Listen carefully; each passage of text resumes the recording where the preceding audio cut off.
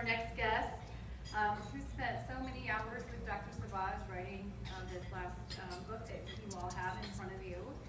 Barbara Mulvaney-Little will share with us a little bit about her experience working with Dr. Sauvage and talk about some of the work that's in this book. So Barbara, and I have to say I've gotten to know Barbara quite well over the last year, and she's just an amazing woman, and I'm so proud to have you as a friend. Thank you.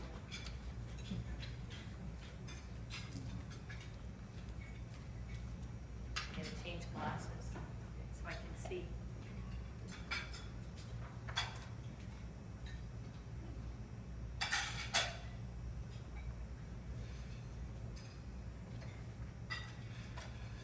When Sherry asked me to do the keynote today, I had to ask myself, how could I choose which experiences to share among the many sacred experiences I had over a year and a half of working with Dr. Sauvage and becoming friends with a man of such wisdom and faith.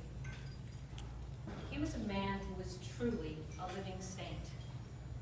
Don't get me wrong, Dr. Sauvage had his frustrations and his foibles just like the rest of us do. But what was different about him is that he didn't let them bother him for any more than just a moment before his love, his faith, his acceptance, forgiveness, or gentleness returned. He did this even in the face of his wife's dying process and the bereavement that followed her death last February. The amazing and yes, saintly thing I observed was his total commitment to serving God always in love. His total commitment to living out what he knew was his mission, and his absolute faith in God, which enabled him to endure his trial, not just endure his trials that he faced in his elder years, but to live with the grace and courage to accept them without fear or anger. This was his last task in his mission on earth. This is, as Dr. Vicki Wagner wisely said, his ethical will, the wisdom he wanted to leave behind for the rest of us to follow. While it's true that I was intimately involved in crafting what you see here, it's also true that I was merely a conduit. Dr. Sauvage was the real messenger, and the God of love in whom both Lester and I believe was ultimately the real author. This book is also the culmination of the loving efforts of Dr. Sauvage's son-in-law, Dr. Paul Huddleston, and every other member of the Sauvage family, because all his sons and daughters and their spouses read one version or another of this book over the many years that Dr. Sauvage worked to get it just right.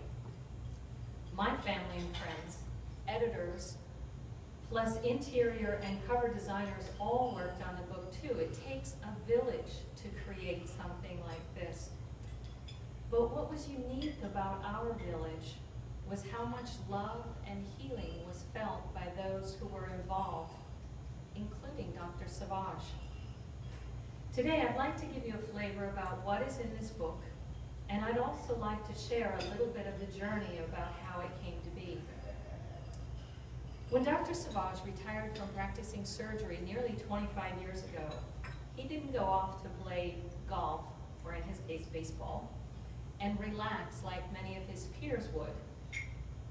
But then who would have expected that from a man who worked about 20 hours a day, often 6 or 7 days a week? Sure, without his surgical practice, he had so much more time to enjoy life with his dear wife, Mary Ann. But he continued his research, and then he added writing books to the vocation God was calling him to do. He recognized that he had something special to share with the world at large, and writing books was a natural progression. After all, he wrote 253 professional papers sharing his medical discoveries, and now he wanted to share his discoveries about life, healing, love, and faith. In 1996, he wrote The Open Heart, a collection of stories of experiences with his patients that was endorsed by Mother Teresa because of its beautiful devotion to God and faith. In 1998 came You Can Beat Heart Disease, a self-help book endorsed by 47 medical authorities. In 2000, he wrote The Better Life Diet, another book of simple wisdom about how to get and stay healthy. All of these were straightforward books with good information, but really it was just a warm-up. And I think The Open Heart was closest in tone to what he wanted to do next. Dr. Sauvage realized that he had been uniquely blessed to have a life filled with both love and faith. In gratitude, he spent his life in service to the God who guided his every thought and action. By the time he retired, he had spent a great deal of time observing the human condition, healing bodies in miraculous ways, reading philosophical and medical tomes, and reflecting on his relationship with God and others. So this final book was his attempt to share everything he had learned in a lifetime of faith combined with his medical genius. In the opening sentences of the book, he writes, "For 43 years, I was a medical doctor, a cardiovascular surgeon, and researcher. As such, I routinely stood on the threshold between life and death. I was the life-death gatekeeper at least 10,000 times as I held my patients' hearts or lives in my hands. With my skills as a surgeon, I would repair the congenital malformation or physical problem causing the body's malfunction. But it did not take me long to realize that mechanical fixes and pioneering research were not the only tools I needed to heal broken hearts. I needed something greater than my surgical skill or the information gleaned from my research projects, and I was lucky to have it.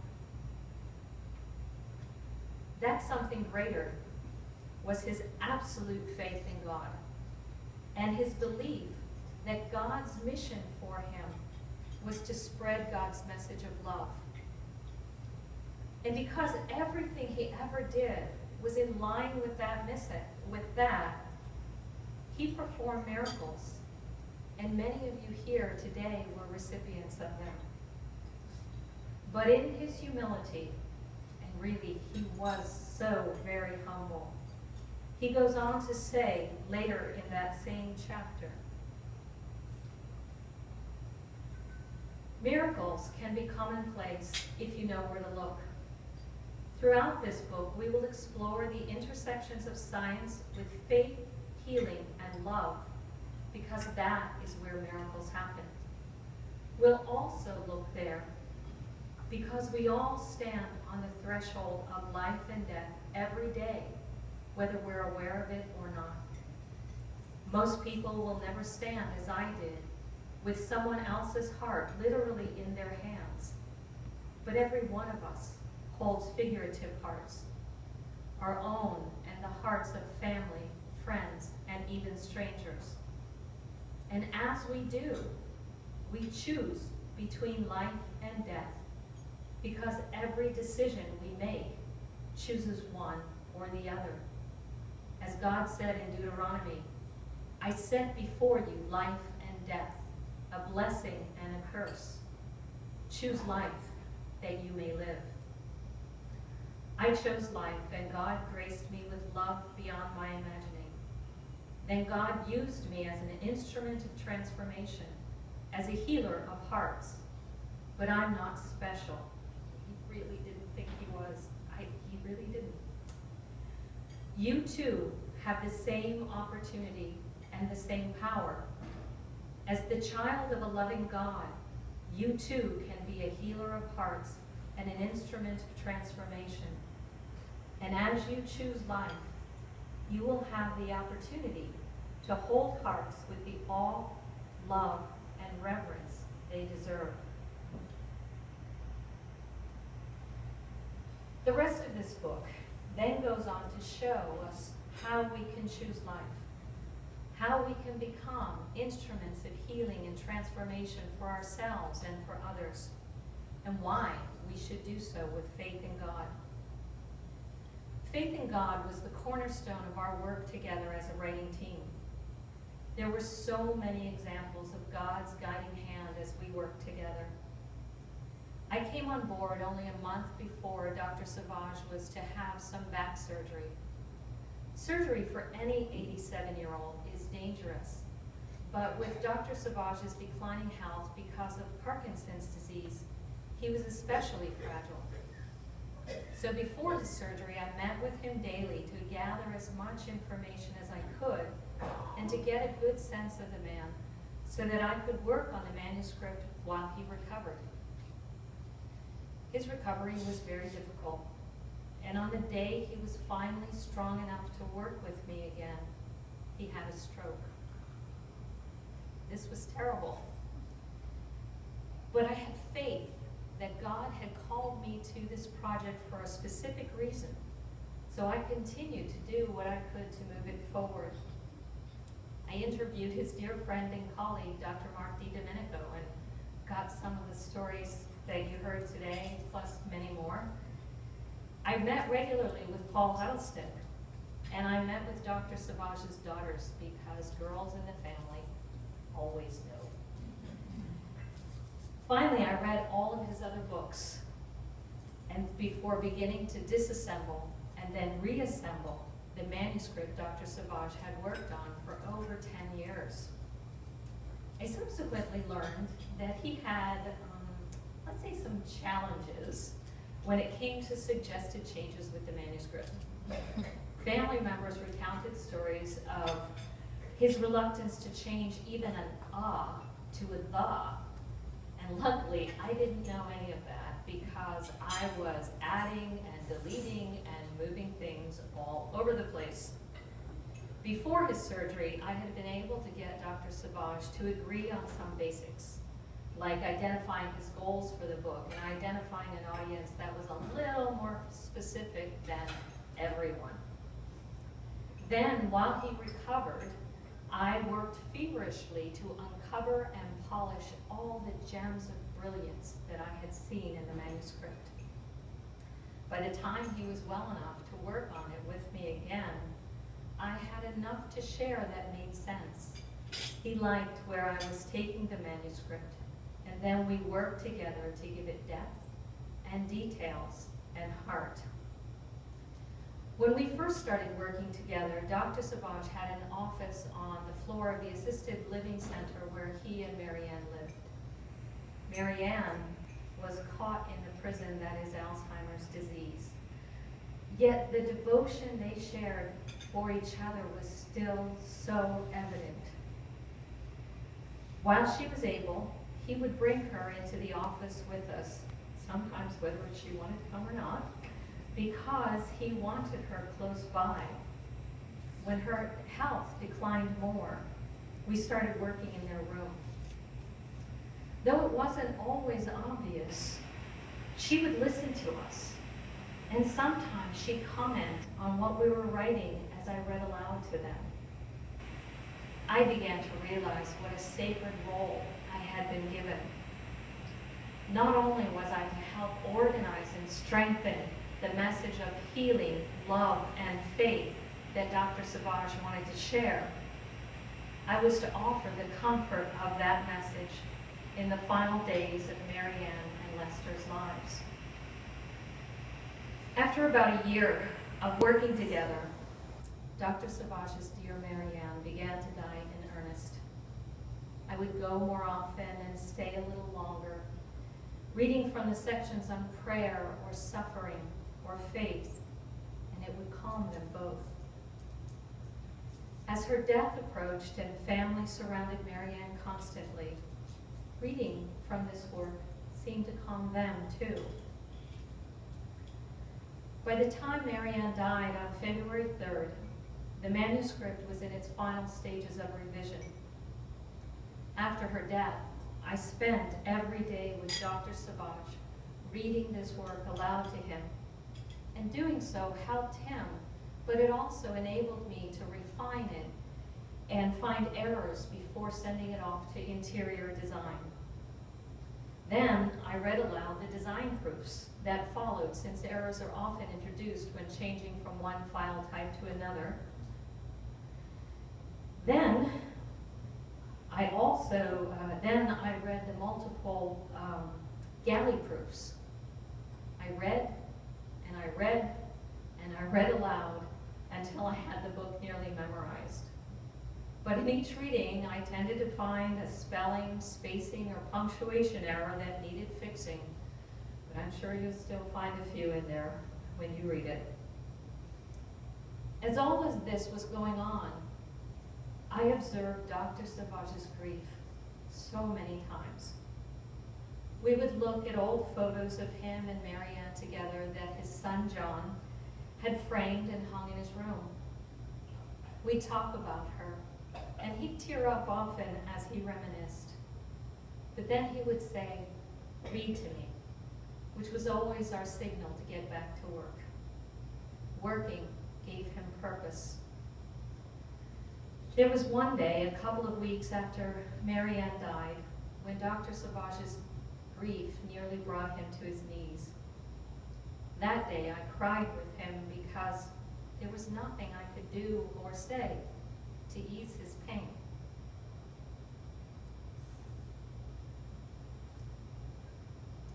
But finally, he said, "Read to me."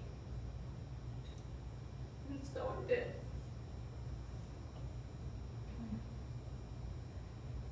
Dr. Sauvage took great comfort in those last months of his life, hearing the message of God's love, not only because it was written in a way that reflected what it was in his heart, but also because he believed it with every fiber of his being.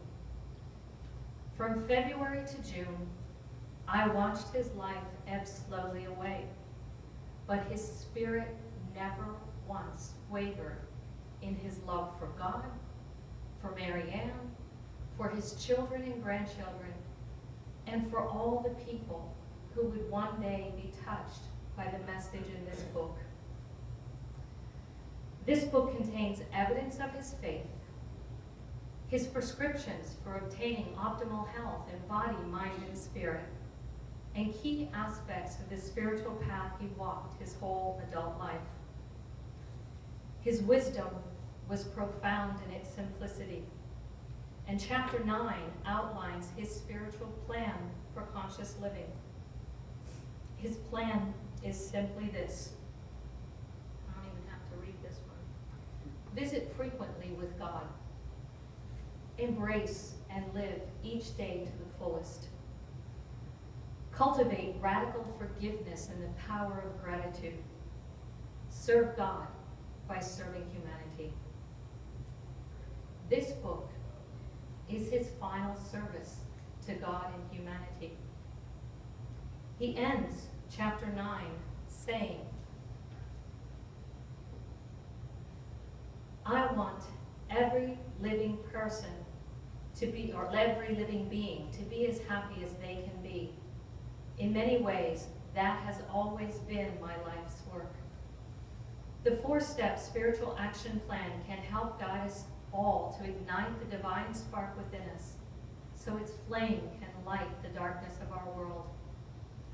In this way, we can spread peace and joy to everyone. Having purposefully lived nearly 90 years of life with this plan allows me now to look back upon my life without regret, and further provides a peace that defies all understanding.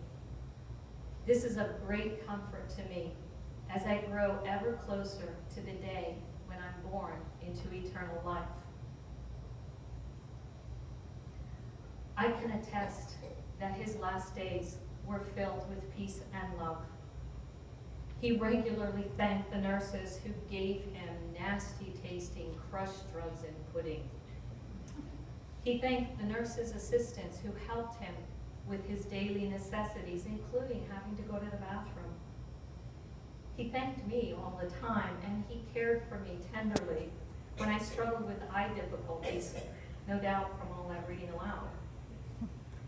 And on his last day, I am now certain he knew his time was at an end, and he was filled with joy. He had been ready to die for months, and he told me he wasn't afraid of death. He was ready whenever God was ready to call him home once his work was done. His work, this book, was done on the morning of June 3rd because all of the files that we needed for our ebook files were up where they needed to be, so we were fully published. And June 4th, he gave me, in retrospect, the gift of a loving farewell with strength and joy and vigor in his voice and in his body and in his spirit. It was really such a fantastic day. And then in the early morning hours of June 5th, he gently and joyfully released his spirit into God's loving arms. With his work done, he wasted no time getting back to his precious Marianne. He made it with days to spare before June 9th, their 60th wedding anniversary. They had never spent an anniversary apart, and now they never will. This book is the final offering of healing to a broken world from a man who performed miracles regularly. His final words in part 3 of the book, and my final words to you, are, may God bless your life with the kind of love he's blessed mine. Go now in peace to love and serve the Lord. Be generous, be grateful, be happy, be love. And